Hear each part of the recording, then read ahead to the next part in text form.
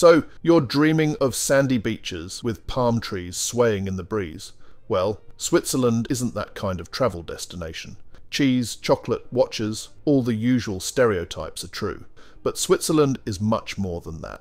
Actually, it's Europe's most beautiful country.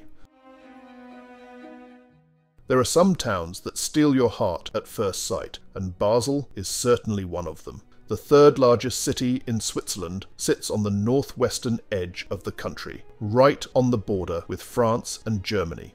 The scenic Rhine River separates Basel into Gross Basel and Klein Basel. Numerous bridges connect either side, the most impressive of which is the Mittlerer Brücke. Most visitors start their adventure in Basel's Old Town, with its medieval houses and cobblestone streets, and a perceptible old-world charm. The Basel Minster is the town's landmark.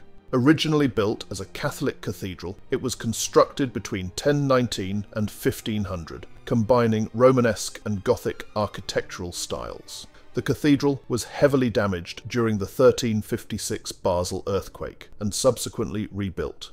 Marktplatz is where Basel's pulse can be felt most strongly. It's a square where locals and visitors come for shopping, dining and socialising. The town hall, which was constructed between 1504 and 1514 and included some Renaissance extensions, is a superb example of late Gothic architecture. Beautiful sculptures and frescoes decorate its bright red sandstone exterior. Basel is one of Switzerland's wealthiest cities, thanks to its long history of banking, its importance as a port on the Rhine, and the fact that it hosts the research centres of numerous pharmaceutical companies. It became a cosmopolitan city with the success of its international airport and its high-speed train connections to Paris, Frankfurt and Milan.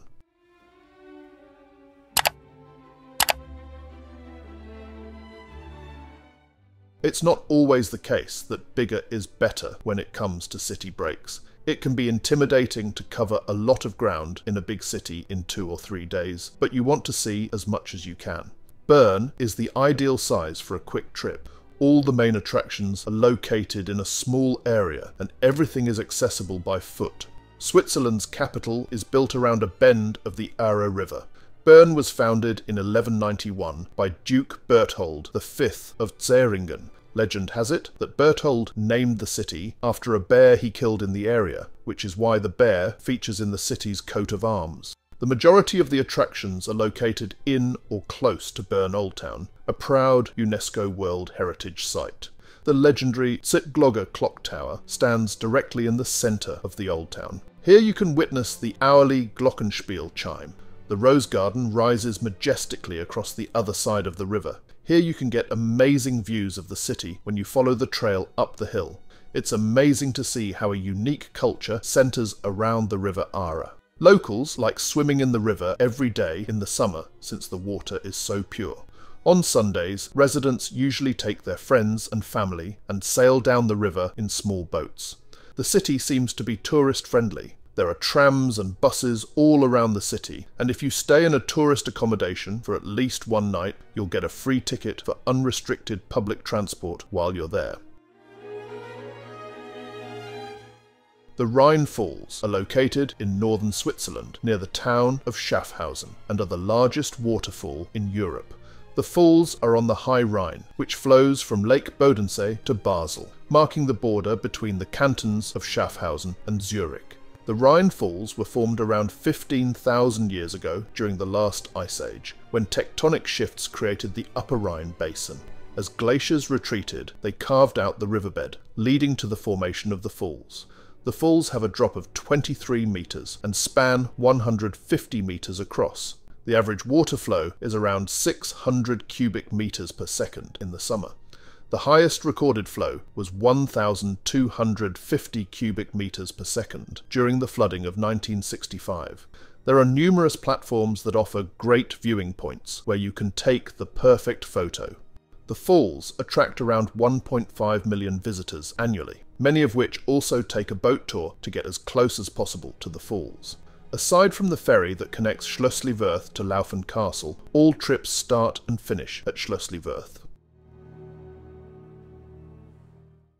The town of Schaffhausen itself was born out of the need for a place for shippers to unload and stack their cargo while avoiding the ship-impassable rapids of the Rhine Falls. Due to its numerous beautifully painted facades, Schaffhausen's pedestrian-only old town is regarded as one of the most lovely in all of Switzerland.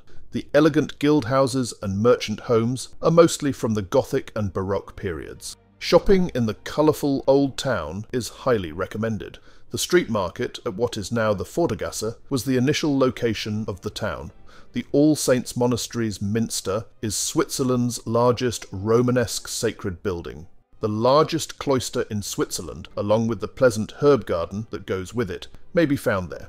The Munot Fortress, the town's symbol, is visible for kilometres. Designed by Albrecht Dürer, the ring-shaped fortification was built between 1564 and 1589.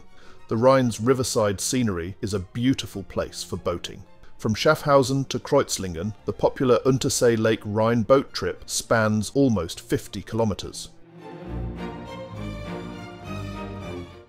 With almost 400,000 residents, Zurich is the largest city in Switzerland, and it makes sense why so many Swiss people choose to live there. Although it's Switzerland's stuffy, exorbitantly expensive and stuck-up banking and financial centre, the city has witnessed significant transformation in recent years. According to recent statistics, Zurich has seen a steady increase in tourist arrivals. In 2023, the city recorded over 6 million overnight stays, with a significant proportion attributed to international tourists. People interested in history are drawn to landmarks like the Grossmünster, Fraumünster and St. Peter's Church. The Old Town provides a nostalgic feeling with its narrow streets and medieval houses. Some of the best cultural institutions are the Swiss National Museum and the Kunsthaus Zurich. Large-scale art collections, historical relics and exhibitions are held there. The city's numerous parks and green spaces, like the Zurich Zoo and the Botanical Garden, further enhance its appeal as a family-friendly destination. Lake Zurich is a swimmer's paradise in the summer. During the summer months, Wollishofen and Tiefenbrunnen's outdoor bathing facilities are very popular. Despite its many strengths, Zurich's tourism sector faces several challenges. The high cost of living and services can be a deterrent for budget-conscious travellers. Additionally, managing the balance between maintaining the city's charm and handling the influx of tourists is an ongoing concern. Taking the Bernina Express from Chur to Tirano is undoubtedly the most spectacular way to cross the Alps. Through more than 196 bridges and 55 tunnels, the Bernina Express transports travellers on a unique journey across the steepest and highest railway tracks in the world. There is no other alpine crossing as magnificent as this one, which goes from the oldest town in Switzerland through crazily picturesque gorges, past magnificent man-made constructions like the Landwasser Viaduct, up to the glacier's endless ice and back down to the palm trees in the Italian town of Tirano. The train itself is a narrow gauge train with panoramic sightseeing cars. The Bernina Express travels 144 kilometres over 4 hours along a railway constructed between 1896 and 1904, recognised as a UNESCO World Heritage Site, connecting sunny Italy with chilly Switzerland. At Ospizio Bernina, which is 2,253 metres above sea level, it reaches its highest point. Within a breathtaking scenery of lakes and mountains, the lively town of Thun sits on the sunny banks of the deep blue Lake Thun. The waterside town is popular for its old buildings, traditional stores and cultural treasures. The River Aare flows through Thun in 2 different branches. One roars with choppy waves, while the other is slow and dark green. The old town's narrow lanes are dominated by the imposing Thun Castle from the 12th century, built by the Dukes of Zeringen. There is a historical museum within the castle, with artefacts from the Middle Age. Thun's old town has unique raised sidewalks, known as Lauben, which were originally designed to protect pedestrians from flooding. The Untere Schleuse and Obere Schleuse are wooden-covered bridges that add a charming touch to the town. Lake Thun is a popular destination for vacationers because of its gorgeous alpine setting and clear blue waters. On the lake, tourists can go swimming, windsurfing and sailing. There is also Thunerse Spiele, a popular open-air musical theatre festival that takes place on the shores of the lake. Verzasca River is the most beautiful river in the Alps. Originating from the Pizzo Barone in the Lepontine Alps, the river travels a distance of 30 kilometres before it empties into Lago Maggiore. The river's striking blue-green colours and incredible clarity are two of its most outstanding qualities. It's so pure that, on clear days, one can see up to 15 metres underwater. The river's unusual transparency is mostly caused by its high mountain source and the absence of much urban or industrial development along its path. One of the most famous landmarks along the Verzasca River is the Roman bridge, known as the Ponte dei Salti, or Jumping Bridge, in the village of Lavatezzo. This picturesque double-arch stone bridge from the 17th century spans a particularly scenic section of the river and is a very popular spot for cliff diving and swimming. The Verzasca Dam gained international fame after being featured in the opening scene of the James Bond film GoldenEye. This imposing dam, standing at 220 metres, is one of the highest dams in Europe and also one of the scariest bungee jumping spots in the world.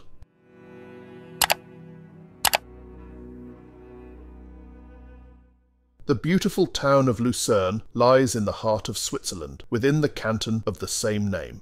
It sits on the shores of Lake Lucerne, one of the country's largest and most scenic lakes. The construction of the St. Gotthard Pass in the early 13th century, which provided a vital trade route through the Alps, greatly increased the town's importance. In 1332, Lucerne joined the Swiss Confederation and became one of the first cities to align with the cantons of Uri, Schwyz and Unterwalden. Kapellbrücke is surely Lucerne's most recognisable landmark. This covered wooden bridge across the Reuss River was constructed in 1333 and is decorated with paintings from the 17th century that tell the story of the city.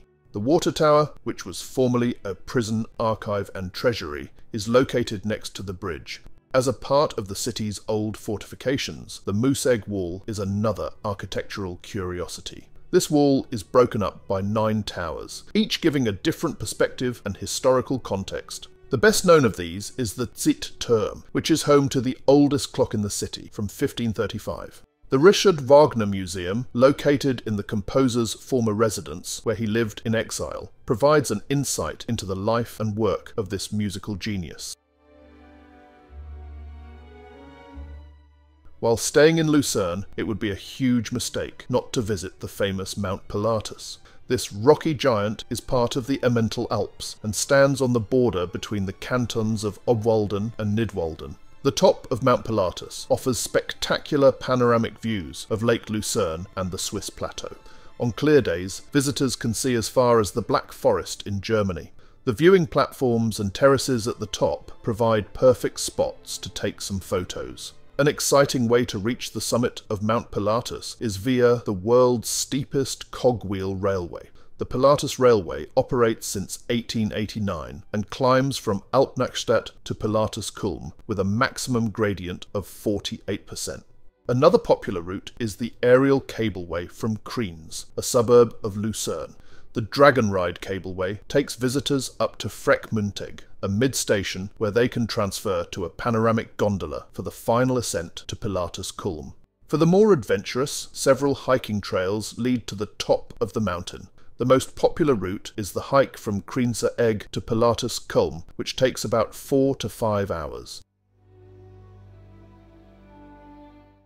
At first glance, Zermatt is just another Swiss mountain town, but it is much more than that. From here, you have the perfect view of the Matterhorn. That's exactly what makes 2 million tourists come here every year. If you visit Zermatt in winter, you simply have to ski. In the mountains, there is a route that suits every skill level, from novice to expert. The total length of routes is around 300 kilometres. You could spend a whole day exploring just the 25 kilometres of the Matterhorn Glacier paradise. Even though Zermatt is a small town, its shopping options are somewhat broad. You can shop for clothes and jewellery on the Bahnhofstrasse, the town's major street. Zermatt has kept its combustion car prohibition since the 1960s. There are 3 options to get there. via train, cab or helicopter. You can park in the garages in the neighbouring town of Tesch if you're travelling by car through Switzerland, and then take the shuttle to Zermatt. Once there are also charming blue electric buses to assist you in getting around the town. Rising proudly on the border between Switzerland and Italy, the iconic Matterhorn is a true landmark of Switzerland and perhaps the most recognised mountain in the world. Standing at 4,478 metres, its unique pyramid shape captivates the imagination of visitors, artists and adventurers. The first successful climb to the top of the Matterhorn was achieved on July 14, 1865, by a team led by British climber Edward Whymper. This historic climb, however, ended in tragedy, as 4 of the 7 members of the expedition fell to their deaths during the descent. You are not supposed to climb up and experience the same fate, but you can start your adventure with a visit to the Matterhorn Glacier Paradise, the highest cable car station in Europe at 3,883 metres. The panoramic views from here are awesome. You can also take the Gornergrat Railway, one of the highest cogwheel railways in Europe, to the Gornergrat summit. This ride provides stunning views of the Matterhorn and the Gorner Glacier, the second largest glacier in the Alps. Gruyeres, a charming medieval town, is famous for its history and, of course, the best cheese in Switzerland. Located in the canton of Fribourg, Gruyeres sits on a hill with a beautiful view of the Sarne Valley. The town's medieval character is best seen in the Chateau de Chillon. The castle was the residence of the Counts of Gruyeres for several centuries. After the last count went bankrupt in the mid-16th century, the castle changed hands several times and eventually became the property of the canton of Fribourg in 1938. Gruyere cheese, with its nutty and slightly sweet flavour, has been made here for centuries. Local dairies still use traditional methods to produce this cheese. The Maison du Gruyère, a modern cheese dairy, lets visitors watch the cheese-making process. Another interesting attraction in Gruyere is the H.R. Giger Museum. This museum has the largest collection of works by Swiss surrealist artist Hans Rudi Giger. Known for his work on the film Alien, Giger's art is influenced by science fiction. Geneva, Switzerland's second largest city, lies at the southwestern tip of Switzerland, where the Rhone River exits Lake Geneva. In the 19th and 20th centuries, Geneva emerged as a key player in international diplomacy. The establishment of the International Committee of the Red Cross in 1863 and the League of Nations in 1920 underscored its role as a neutral ground for peace and humanitarian efforts. Today, Geneva hosts numerous international organisations and has the status of an important global city. It's difficult to avoid Old Town's appeal, as every small street offers a postcard moment. For an unrivalled view over Geneva, make sure to visit the St. Peter's Cathedral and climb the tower's stairs. The cathedral, originally from the 12th century, was mainly restored during the Reformation in the 16th century. The Jet d'Eau, one of Geneva's most iconic landmarks, is a massive water fountain inside Lake Geneva. It shoots water 140 metres into the air. The lake itself is very clean and perfect for swimming during the warm summer days. Geneva is a city with a global appeal, but it's also very close to the mountains, so you can be in the great outdoors within minutes. You can get breathtaking views of Geneva by riding the cable car up to Mount Salève. Actually located in France, Mount Salève allows you to paraglide from France into Switzerland. Chateau de Chillon, standing on the shores of Lake Geneva near Montreux, is one of the most prominent European medieval castles. The present building started to take shape in the 10th century, when it was first used as the Counts of Savoy's palace. The castle was strengthened and enlarged over the ages. Peter II of Savoy made major upgrades to the castle in the 13th century, turning it into a luxurious residence. Later, it served as both a military stronghold and a toll station, controlling the movement of goods along the lake and through the Alpine passes. The Bernese took possession of the castle in the 16th century and turned it into a jail. François Bonivard, a politician and monk from Geneva, was among the inmates in Chillon. It was his captivity that inspired Lord Byron to write the famous poem The Prisoner of Chillon. Today, this historical site is open for tourists. It's even possible to rent the castle for various events. The Swiss National Park in the Engadine Valley in the canton of Graubünden is Switzerland's only national park and the oldest in the Alps. In 1914, the Swiss federal government officially designated the area as a national park, making it one of the first national parks in Europe. This move was inspired by the creation of Yellowstone National Park in the United States. The park covers an area of 170 square kilometers. Many different plant species, including rare alpine flowers, mosses and lichens, can be found here. The June to August blooming season is especially beautiful. It's not allowed to light a fire here and stray from designated trails. It's also forbidden to take anything from the park or to disturb the animals. Dogs are not allowed, not even with a leash. Taking the train from Zurich to Zermatt and then reaching the park via the postal bus service is the easiest way to get there. In Zermatt there is also a visitor centre. The road that passes through the park leads over the Thun Pass and goes into South Tyrol in Italy. The park is open year-round, but the best time to visit is from June to September, when the trails are accessible and the weather is nice.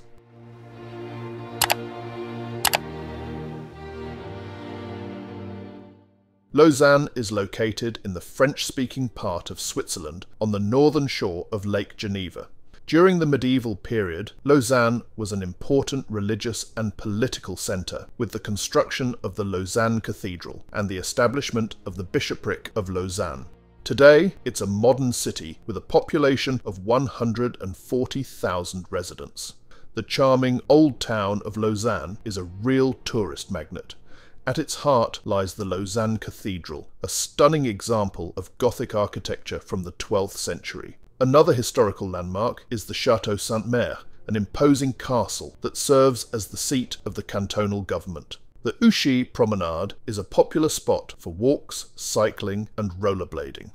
Lausanne is famously known as the Olympic capital, being home to the International Olympic Committee since 1915. The Olympic Museum is a major attraction that chronicles the history of the Olympic Games through interactive exhibits, memorabilia and multimedia displays. Lausanne is also a city of art. The Collection de l'Art Brut is a unique museum dedicated to outsider art, and the Musée de l'Élysée, a famous photography museum with rotating exhibitions of contemporary and historical photography. Ruinaulta is a breathtaking gorge carved by the Rhine River in the canton of Graubünden. The locals call it the Swiss Grand Canyon. About 10,000 years ago, the Flims rockslide, a huge landslide, stopped the Rhine River, forming the magnificent gorge that is still visible today. This is how Ruinaulta came to be.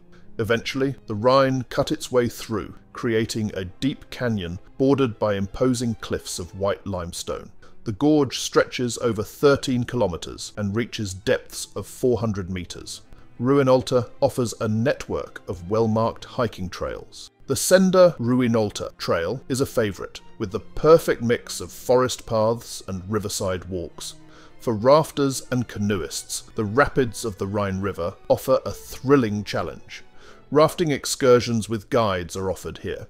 If hiking or cycling isn't your thing, you can still experience Ruinaulta's beauty by taking a train ride on the Rhaetian Railway. The Aletsch Glacier is an icy giant in the Bernese Alps of the Valais region in Switzerland.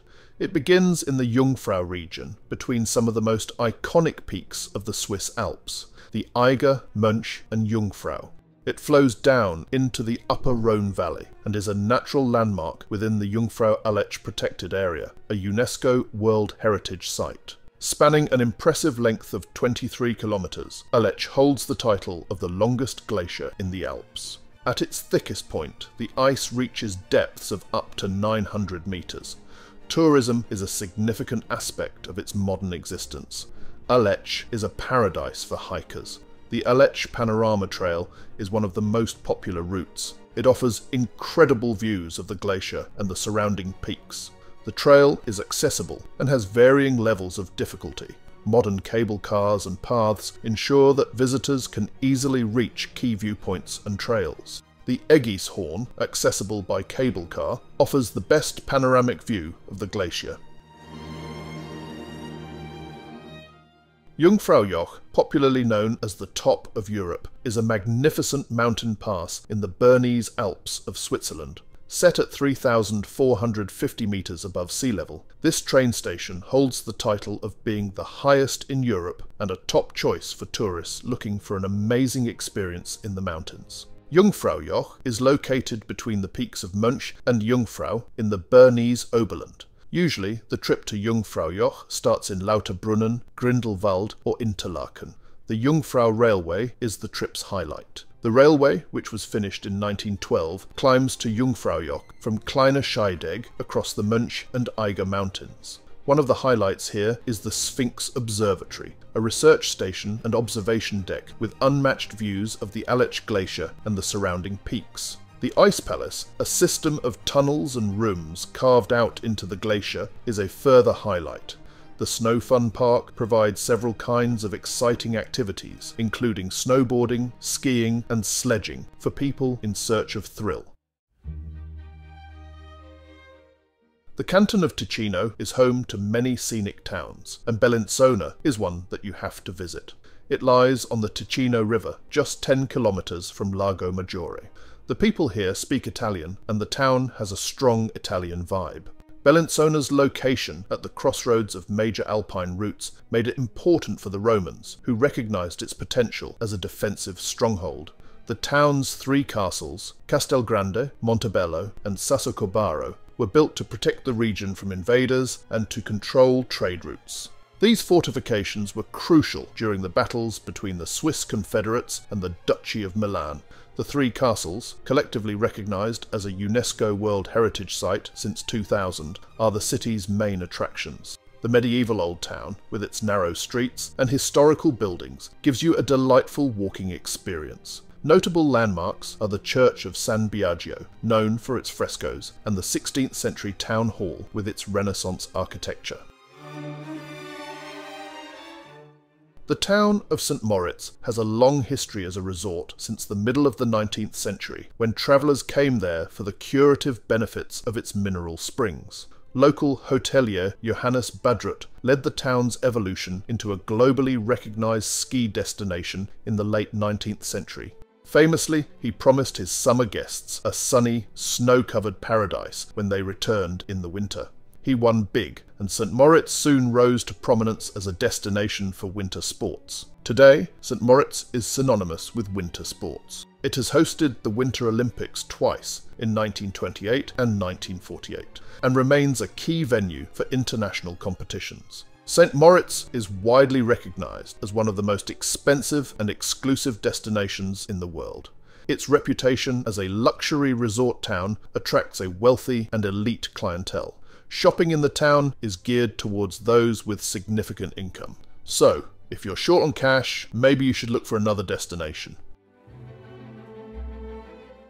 There is a place in Switzerland where you can feel the Mediterranean flair.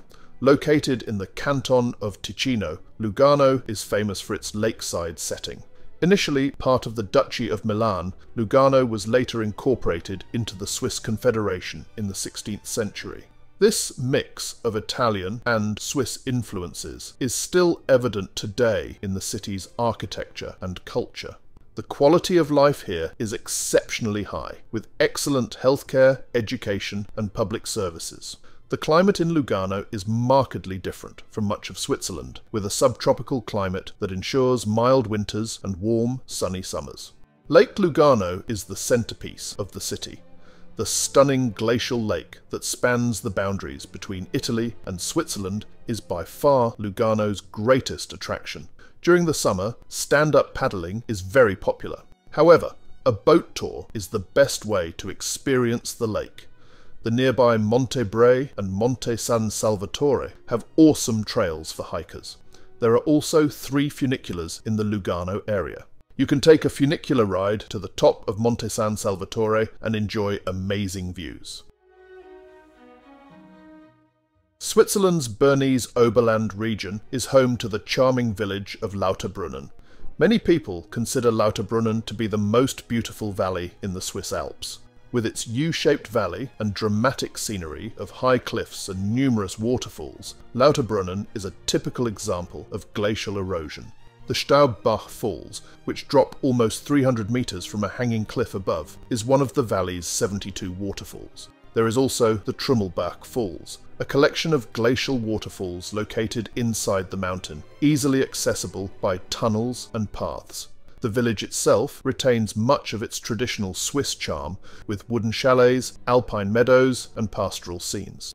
Hikers will also get their money's worth here. Hikes to the neighbouring villages of Mürren and Wengen are very popular. Travellers also enjoy the scenic journey from Interlaken to Lauterbrunnen. Between Lake Thun to the west and Lake Brinz to the east lies the town of Interlaken. The transformation of Interlaken into a tourist hotspot began with the completion of the Bödelibahn railway in 1872, connecting Interlaken to Thun. Travellers seeking to experience the finest of nature will find Interlaken to be their ideal Switzerland escape. Hiking, skiing, kayaking, paragliding, and many more outdoor activities are available here depending on the season. In the centre of Interlaken, the 14-hectare Höhematte meadow provides you with breathtaking views of the Jungfrau. A short hike from the town centre, you'll find the Unspunnen Castle. Other attractions are the 12th century Interlaken Monastery and Castle. Interlaken is probably one of the greatest spots on earth for skydiving and paragliding. If you'd rather be on water, here you can try whitewater rafting in the Lucerne River, one of the cleanest rivers in the world. Have you ever been to Switzerland? Leave a comment and let us know. If you loved this video, hit the like button and subscribe for more journeys around the world.